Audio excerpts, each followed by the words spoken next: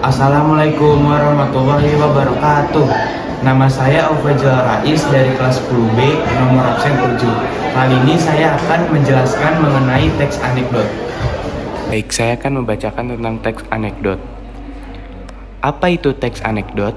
Teks anekdot adalah cerita singkat yang lucu, unik, dan mengandung kritik atau sindiran terhadap peristiwa nyata, tokoh, atau keadaan tertentu. Walaupun bersifat menghibur, teks ini biasanya menyampaikan pesan moral atau sosial kepada pembaca atau pendengar. Jadi, teks anekdot bukan hanya humor biasa, melainkan humor yang bermakna. Dan teks anekdot memiliki beberapa ciri-ciri. Yang pertama, lucu atau menghibur. Isinya mengandung kelucuan, bisa berupa perilaku tokoh, dialog, atau kejadian. Yang kedua, menyindir atau kritis. Sering berisi kritik terhadap kehidupan sosial, politik, hukum, pendidikan, atau fenomena sehari-hari. Yang ketiga, tokohnya nyata atau mirip kenyataan. Bisa tokoh terkenal seperti presiden, artis, pejabat, atau orang biasa. Lalu yang keempat, bersifat singkat dan padat, tidak sepanjang cerpen atau novel. Yang kelima, mengandung pesan moral, biasanya berupa ajakan untuk berpikir atau memperbaiki perilaku. Yang keenam, kadang absurd atau tidak masuk akal, tapi tetap merefleksikan kenyataan. Lalu fungsi teks anekdot itu yang pertama, menghibur pembaca atau pendengar dengan humor. Lalu yang kedua, menyampaikan kritik sosial atau politik dengan cara halus dan tidak menyinggung langsung. Lalu yang ketiga, memberikan pelajaran moral melalui sindiran atau peristiwa lucu. Yang keempat, membuat orang berpikir tentang kebenaran yang terselip dalam kelucuannya. Lalu tujuannya, yang pertama, menyindir perilaku manusia atau pihak tertentu. Yang kedua, mengkritisi fenomena yang dianggap salah. Lalu yang ketiga, memberi kesadaran pada masyarakat tentang masalah sosial. Lalu yang keempat, menyampaikan aspirasi dengan cara yang ringan dan menarik. Lalu strukturnya yang pertama abstrak, pembuka cerita, gambaran umum, isi. Lalu yang kedua orientasi, pengenalan tokoh, tempat, waktu, dan situasi awal. Lalu yang ketiga krisis atau komplikasi, munculnya masalah atau kejadian lucu atau aneh. Lalu yang keempat reaksi, bagaimana tokoh menanggapi masalah, biasanya lucu atau mengejutkan. Lalu yang kelima koda, penutup, biasanya berisi simpulan, sindiran, atau pesan moral. Lalu kaidah kebahasaan. Yang pertama kata kerja aksi, contohnya tertawa, berteriak, bertanya, dan menjawab. Lalu yang kedua kata kerja material, menunjuk tindakan nyata, misalnya berjalan, makan, dan menulis. Lalu ketiga kata kerja verbal, berkaitan dengan ujaran atau dialog, misalnya mengatakan, bertanya, dan menjawab.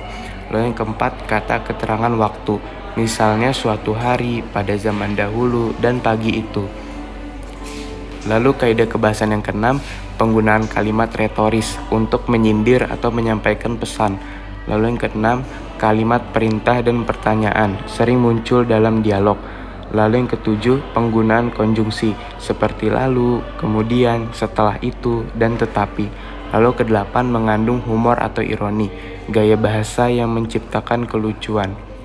Perbedaan anekdot dengan humor biasa, kalau humor biasa itu hanya bertujuan menghibur. Kalau anekdot lucu tapi ada kritik dan pesan moral yang terselip di dalamnya. Dan contoh tema yang sering dijadikan anekdot itu seperti dunia politik dan pemerintahan, pendidikan dan kehidupan sekolah, dunia hukum dan keadilan, kehidupan sehari-hari yang absurd, dan perbedaan budaya atau kebiasaan masyarakat.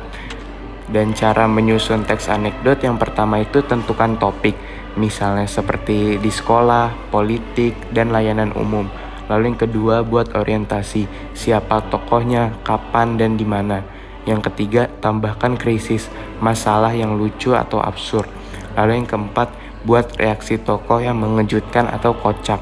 Yang kelima, tutup dengan koda berupa sindiran atau pesan.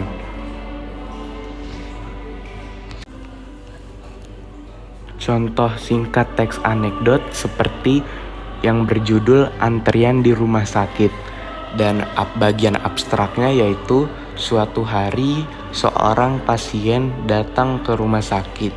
Lalu orientasinya, ia sudah antri dari pagi, tapi nomor panggilannya tak kunjung dipanggil.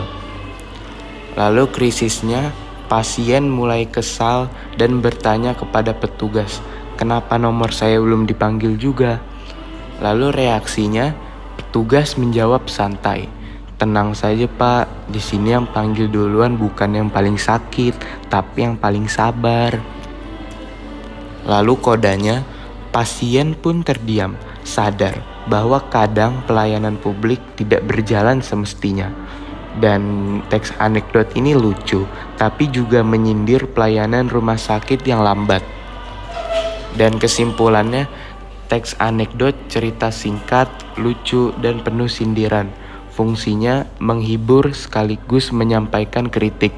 Lalu strukturnya abstrak, orientasi, krisis, reaksi, dan koda.